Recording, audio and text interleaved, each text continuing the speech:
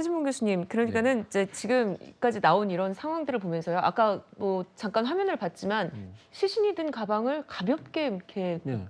갖고 걸어가고 이런 네. 모습들을 봤을 때 사이코패스 성향이 있는 게 아니냐는 얘기도 있더라고요. 전문가들이 그렇게 분석을 하고 있어요. 그러니까 네. 전문가들이 뭐라고 얘기를 하고 있냐면 어설픈 괴물이 된 셈이다 이렇게 얘기를 하고 있는데요. 네. 왜 그렇게 주장을 하고 있냐면 일단 뭐 앞서서 다 말씀이 나눴습니다만 5년 동안 은둔 생활하면서 이 범죄 관련된 그런 저작물에 심취해서 반사회적 성향이 생겼을 가능성이 왜냐면 사람들을 자꾸 만나 그러면 사회성이 발달해서 그게 얼마나 잘못된 행동인지 느끼게 되지만 그게 없이 고립된 상태에서 특정 그 범죄 스릴러 같은 걸 계속 봐보세요. 그럼 그걸 그냥 전부 세상의 전부인 걸 인식할 수 있는 거거든요. 네. 그런 문제가 발생했던 것 같고 또 하나 이제 그렇게 보는 이유 중에 하나가 뭐냐면 어설픈이라는 표현을 쓴 것은 야심한 시간에 택시를 타고 산 같은 데서 내렸어요. 그것도 짐을 가지고 당연히 누구도 의심받을 수밖에 없어요. 네. 그러니까 치밀하게 예를 들면 범죄를 완전히 숨길 수 있는 그런 치밀한 계획보다는 뭔가 본인의 범죄 충동 때문에 범죄를 저질렀지만 그런 부분으로 봤을 때는 상당히 어설프게 범죄를 했던 것이 아닌가 하는 그런 분석도 있기 때문에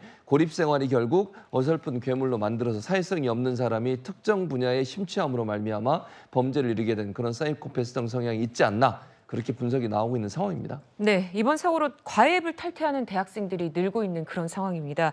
신상부 정보가 너무 쉽게 노출이 돼서 각종 범죄에 노출되지 않겠냐 이런 걱정들이 나오고 있는데요. 정혁준 변호사님, 이럴 때 어떤 조치를 취해야 될까요? 글쎄요, 이렇게까지 아주 그 범행 후에 여러 가지 정황들은 어설프지만 범행 자체는 굉장히 계획적이었어요. 네. 학부모인 척하면서 그 다음에 이제 아이를 보내겠다. 그래가지고 중고 교복을 입고 키가 좀 작은 모양이더라고요. 한 150cm 정도.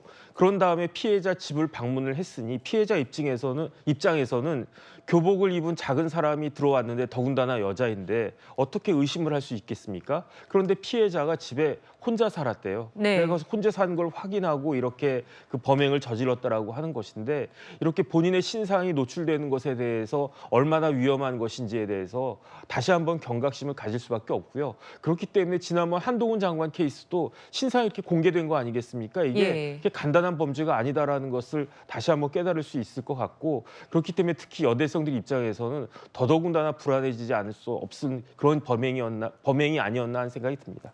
네. 끔찍한 또래 여성 살해 사건까지 저희는 짚어봤고요. 60초 뒤에 다시 돌아오겠습니다.